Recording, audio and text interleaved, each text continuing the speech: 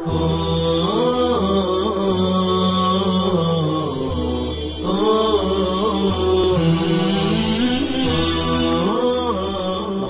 ونصلی علی رسولہ الکریم، اما بعد۔ ترجمۃ الباب ہے باب کم یخطب، کتنے خطبے دینا چاہیے، ایک پر اکتفا یا دو ضروری ہے، جیسے گزشتہ کل کے سبق میں آخری بحث ہوئی تھی۔ اخبرنا علی بن حجر کے حوالے سے روایت جا رہی ہے، عن جابر بن سمورہ رضی اللہ عنہ، جابر بن سمورہ ابن جنادہ صحابی ابن الصحابی رضی اللہ عنہ قال جالست النبی صلی اللہ علیہ وسلم، میں نبی کریم صلی اللہ علیہ وسلم کے ساتھ اٹھا بیٹھا ہوں، جالست ای عشت معہ، فما رأیتہ یخطب الا قائما، میں نے آپ کو کبھی بھی بیٹھ کر خطبہ دیتے ہوئے نہیں دیکھا، صرف کھڑے رہتے خطبہ دیتے تھے، پھر ویجلس بیٹھتے تھے، ثم یقوم پھر دوبارہ کھڑے ہو کر فیخطب الخطبۃ الآخرۃ دوسرا خطبہ دیتے تھے۔ ان کا مدعا ثابت ہو گیا کہ حضور اکرم صلی اللہ علیہ وسلم دو خطبے دیتے تھے۔ اس سے حالت خطبہ میں قیام کی مشروعیت ثابت ہو رہی ہے، بیٹھ کر خطبہ نہیں دینا چاہیے، یہی علماء کرام کا طرز رہا ہے۔ البتہ قیام فی الخطبہ کے وجوب کے بارے میں اختلاف ہے، جمہور تو وجوب کے قائل ہیں، البتہ امام صاحب رحمۃ اللہ علیہ وجوب کے لیے دلیل قطعی مانگتے ہیں جس میں کوئی ظنیت، ثبوت یا دلالت کے اعتبار سے نہ ہو، اس لیے قیام فی الخطبے کو سنت کہتے ہیں، واجب نہیں کہتے، اور ابن حزم کی رائے بھی یہی ہے۔ اس روایت سے یہ بھی سمجھ میں آتا ہے کہ جلوس بین الخطبتین مشروع ہے، لہذا دونوں خطبوں کا وصل نہ کرے ایک ہی قیام میں، بلکہ دونوں کے درمیان بیٹھ جائے۔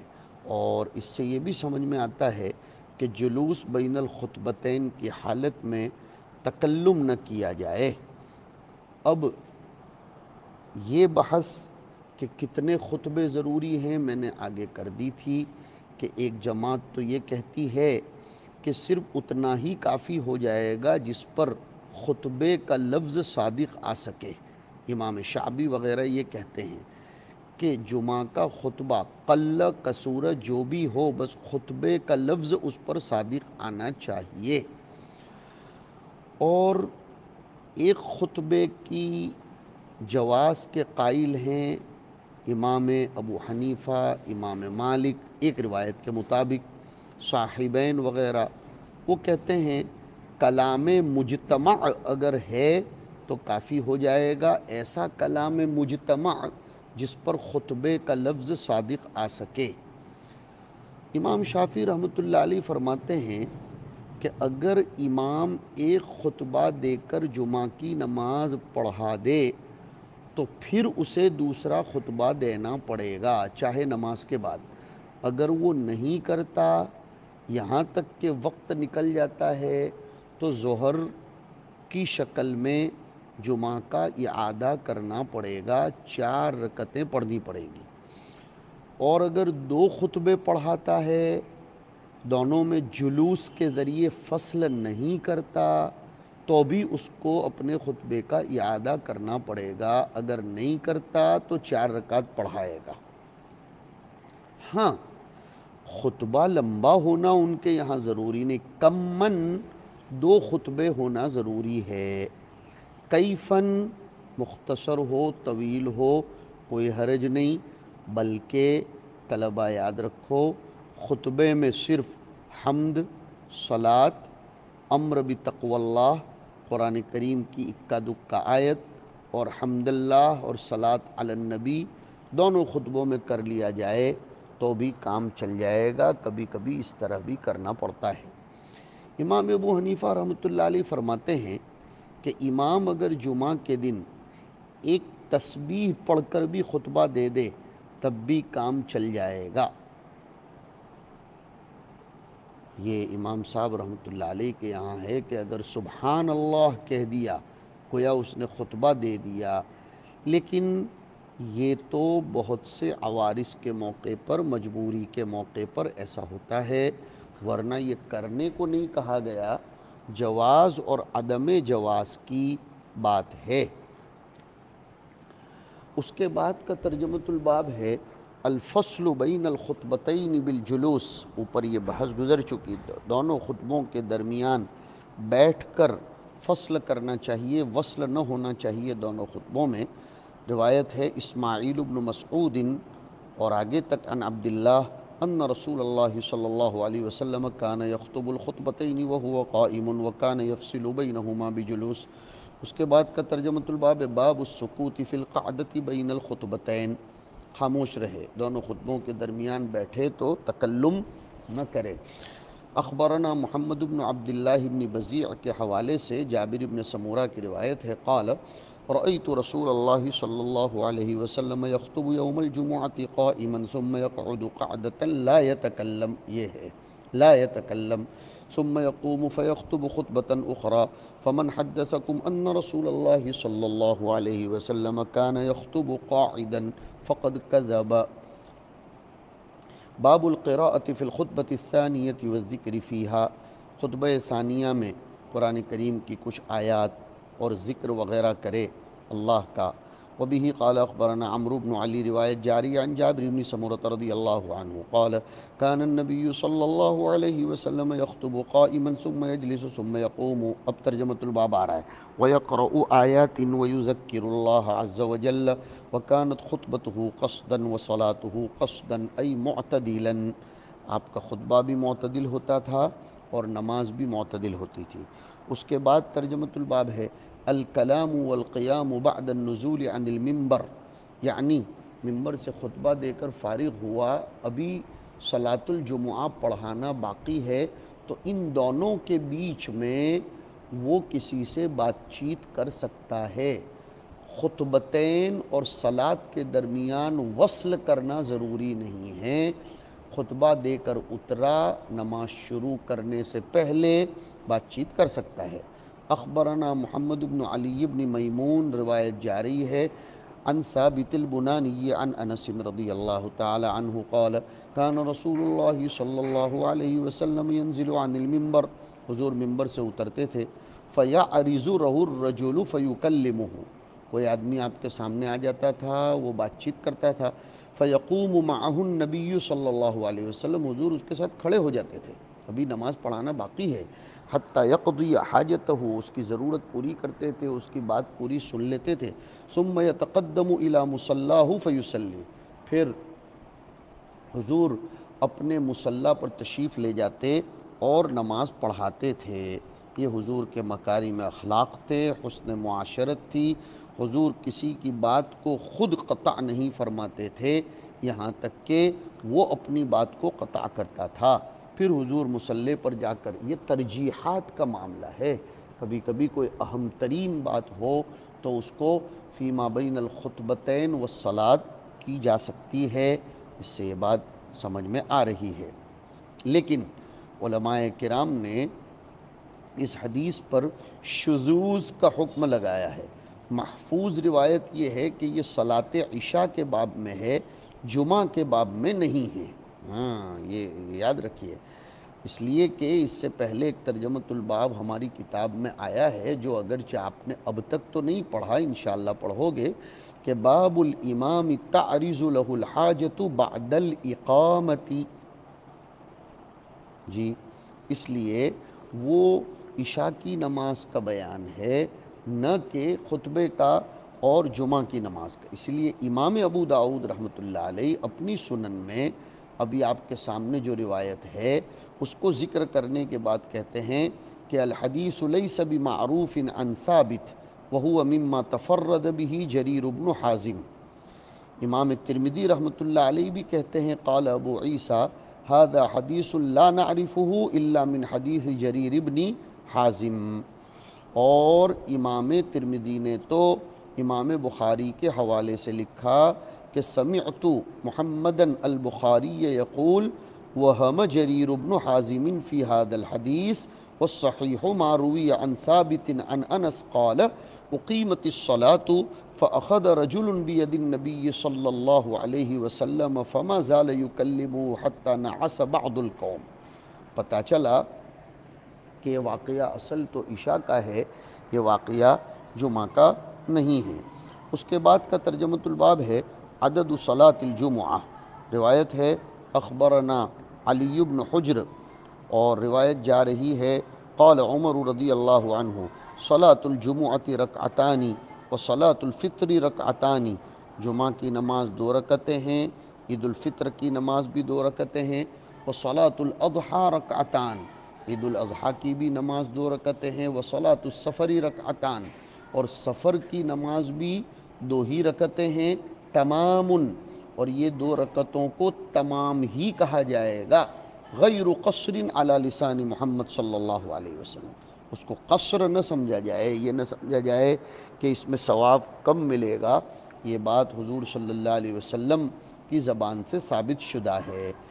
تمام کا مطلب تمام باعتبار ثواب، اگرچہ عدد رکعات میں نقصان ہے لیکن ثواب میں تمامی ہے، یاد رکھنا چاہیے اس کو۔ تمام غیر قصرین، پھر آپ کہو گے کہ ہم تو قصر بولتے ہوئے چلے آئے، ارے بھائی مطلب سمجھو، تمام یعنی انہما تامانی فی الثواب وان نقصا فی عدد الرکعات من صلاۃ الحضر۔ علامہ سندھی فرماتے ہیں تمام غیر قصر ای لا ينبغی الزیادۃ علیہا فصارت کالتمام، اس پر زیادتی اب نہیں کر سکتے، یہ 2 ہونے کے باوجود ایسی ہیں جیسے کہ تام ہیں۔ اب اگر کوئی سوال کرے کہ فلیس علیکم جناح ان تقصروا من الصلاۃ، اس سے تو قصر ظاہر ہو رہا ہے، پھر اس کو تمام غیر قصر کیسے کہہ رہے ہیں؟ ارے بھیا، تمام غیر قصر کا مطلب یہاں الگ ہے اور فلیس علیکم جناح ان تقصروا من الصلاۃ میں الگ ہے۔ تمام غیر قصر یعنی اس سے زیادہ نہ کرے، وہ تمام کی طرح ہے، 2 ہونے کے باوجود وہ 4 ہیں، اور ان تقصروا من الصلاۃ 4 کی 2 کر دو، حدیث سے اب نکالو کہ اگرچہ وہ 2 4 کے برابر ہے۔ ملا علی قاری نے لکھا ہے مسند احمد اور ابن ماجہ کے حوالے سے کہ سن رسول اللہ صلی اللہ علیہ وسلم صلاۃ السفر رکعتین وہما تمام غیر قصر، ای تمام المفروض غیر قصر غیر نقصان عن اصل الفرض۔ تو آیت کریمہ میں اس کو قصر کہنا مجاز ہے یا پھر اضافی طور پر ظاہری اعتبار سے اس کو قصر کہا گیا، حقیقت میں وہ 4 ہی کے بمنزلہ ہیں۔ قال ابو عبد الرحمن، حدیث میں اخیر میں علت خفیہ پکڑ رہے ہیں، امام نسائی فرماتے ہیں کہ سند میں دیکھو عبد الرحمن ابن ابی لیلہ لم یسمع من عمر، حدیث کی سند سے تو نظر آتا ہے کہ عبد الرحمن ابن ابی لیلہ قال عمر، تو عبد الرحمن ابن ابی لیلہ کا سماع عمر سے نہیں ہے، لہذا سند میں انقطاع واقع ہو گیا۔ اس لیے بعض اہل علم عبد الرحمن ابن ابی لیلہ اور عمر کے درمیان برا ابن عازب کو، اور بعض اہل علم کعب ابن عجرہ رضی اللہ عنہم کو شامل فرماتے ہیں۔ سوال ہوتا ہے کہ جب یہ حدیث منقطع ہے تو اس کا درجہ کیا ہے؟ جواب یہ ہے کہ صحیح ہے۔ ارے بھائی جب منقطع ہے تو صحیح کیسے؟ کہا دوسری سند سے یہ روایت ثابت ہے، جو میں نے ابھی تو پیش کی آپ کو کہ بعض روایتوں میں عبد الرحمن ابن ابی لیلہ اور عمر کے درمیان کعب ابن عجرہ کا واسطہ ہے، بعض روایتوں میں برا ابن عازب کا واسطہ ہے۔ کعب ابن عجرہ والی روایت تو خود امام نسائی نے اپنی سنن کبریٰ میں نقل فرمائی ہے۔ اس اعتبار سے جب اس کا دوسرا شاہد مل گیا یا تابع مل گیا تو اس کو صحیح کہا جائے گا۔ ترجمۃ الباب ثابت ہو گیا کہ جمعہ کی نماز 2 رکعتیں ہیں۔ اس سے ان لوگوں کا رد ہوتا ہے جو کہتے ہیں کہ جمعہ کی نماز کی اصل تو 4 ہے،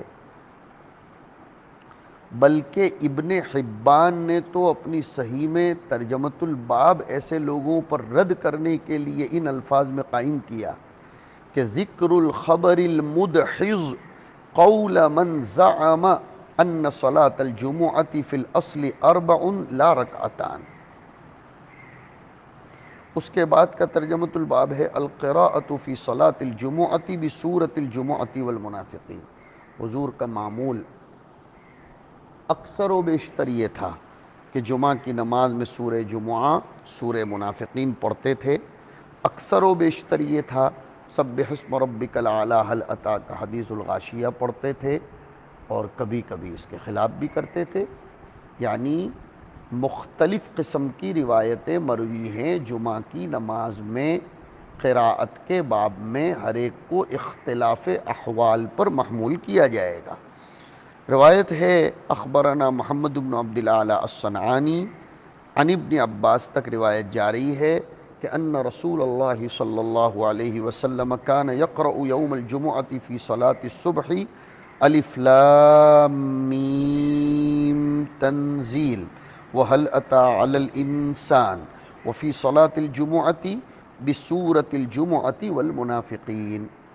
اس کے بعد القراءة فی صلاة الجمعة بسبح اسم ربک الاعلی وهل اتاک حدیث الغاشیہ۔ اخبرنا محمد بن عبد الاعلی روایت عن سمرة رضی اللہ عنہ قال كان رسول اللہ صلی اللہ علیہ وسلم يقرأ في صلاة الجمعة بسبح اسم ربك الأعلى وهل أتاك حديث الغاشية۔ اس کے بعد کا ترجمۃ الباب ہے ذکر الاختلاف علی النعمان بن بشیر فی القراءة فی صلاة الجمعہ۔ نعمان بن بشیر رضی اللہ تعالیٰ عنہ سے مختلف قسم کی روایتیں جمعہ کی نماز میں قراءت کے باب میں ان کے تلامذہ نے بیان کی ہیں۔ روایتیں دیکھیں گے تو سمجھ میں آئے گا۔ پہلی روایت ہے قتیبہ کے حوالے سے، اور نعمان ابن بشیر سے روایت کرتے ہیں ضحاک ابن قیس ان الضحاک ابن قیس سأل النعمان ابن بشیر رضی اللہ عنہما ماذا كان رسول اللہ صلی اللہ علیہ وسلم يقرأ یوم الجمعة على استر سورة الجمعہ۔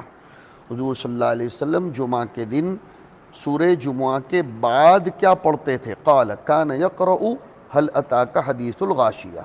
ضحاک ابن قیس ابو انیس مشہور امیر گزرے ہیں، چھوٹے صحابی تھے عمر کے اعتبار سے، اور وقعت مرج راہت سن 66 میں ان کا انتقال ہوا۔ انہوں نے نعمان ابن بشیر رضی اللہ تعالیٰ عنہ سے یہ بات پوچھی تھی۔ تو یہاں آپ دیکھتے ہو نعمان ابن بشیر سے روایت کرنے والے ضحاک ابن قیس ہیں۔ اس کے بعد کی روایت نمبر 2 دیکھو گے محمد ابن عبد الاعلی والی، تو نعمان ابن بشیر سے روایت کرنے والے حبیب سالم ہیں۔ یہ ہے ترجمۃ الباب الاختلاف علی النعمان ابن بشیر۔ اب وہ الگ روایت کرتے ہیں قال كان رسول اللہ صلی اللہ علیہ وسلم يقرأ فی الجمعہ بسبح اسم ربک الاعلی وهل اتاک حدیث الغاشیہ، اور آگے کہتے ہیں وربما اجتمع العید والجمعة فيقرأ بهما فيهما جميعا۔ کبھی ایک ہی دن جمعہ کے دن عید بھی پڑھتی تھی تو عید میں بھی یہ دونوں پڑھتے تھے، جمعہ میں بھی یہ دونوں پڑھتے تھے۔ تو اوپر کی روایت میں تو آیا تھا کہ پہلی رکعت میں سورہ جمعہ، دوسری رکعت میں هل اتاک حدیث الغاشیہ۔